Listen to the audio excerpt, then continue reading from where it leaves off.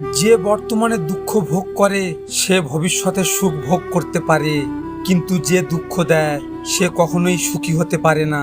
কখনোই ভুলে যাবেন না যে ঈশ্বর কেবল মন্দিরেই থাকেন, ভগবান সেখানেও থাকেন যেখানে আপনি অপরাধ করছেন। যা চলে গেছে তা নিয়ে দুঃখ করো না, আর যা এখনো আসেনি তা নিয়ে ভয় পেও না। বর্তমানে থেকে নিজের কর্তব্য করো, বাকিটা আমি সামলে নেব। বিশ্বাস রাখুন, ধৈর্য ধরুন, কর্ম করে যান। অতিরিক্ত খুশি থাকার কথা, অতিরিক্ত কষ্টে থাকার কথা কখনো কাউকে বলবেন না। খুশিতে মানুষ নজর লাগায় আর কষ্টে মানুষ লবণ লাগায়।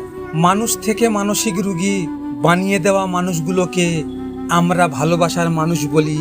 কত বোকা আমাদের হৃদয়, তাই না? একটা কথা মনে রাখবেন, ক্ষমতা আর টাকার গরমে কখনো কাউকে ছোট করবেন না।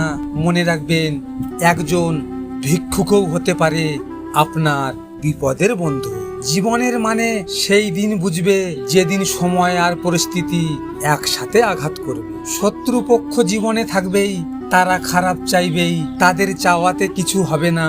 একটা পথ বন্ধ তো হাজার পথ খুলবে। শোনো পার্থ, লোক দেখানো ধার্মিকতা নয়, হৃদয় থেকে ভালো মানুষ হওয়াই মানুষের জীবনের আসল পরিচয়। শারীরিক সৌন্দর্য নিয়ে কখনোই গর্ব করবেন না, কারণ তা আপনার সৃষ্টি নয়। বংশ নিয়েও গর্ব করবেন না, কারণ সেটা আপনি নির্বাচন করেননি। গর্ব করুন উন্নত চরিত্র নিয়ে, যা আপনি নিজে গঠন করেছেন।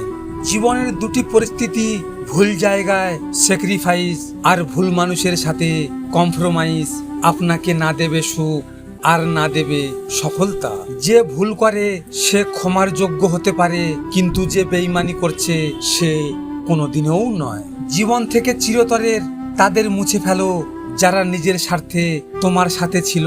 সে হোক তোমার বন্ধু, সে হোক তোমার কাছের মানুষ।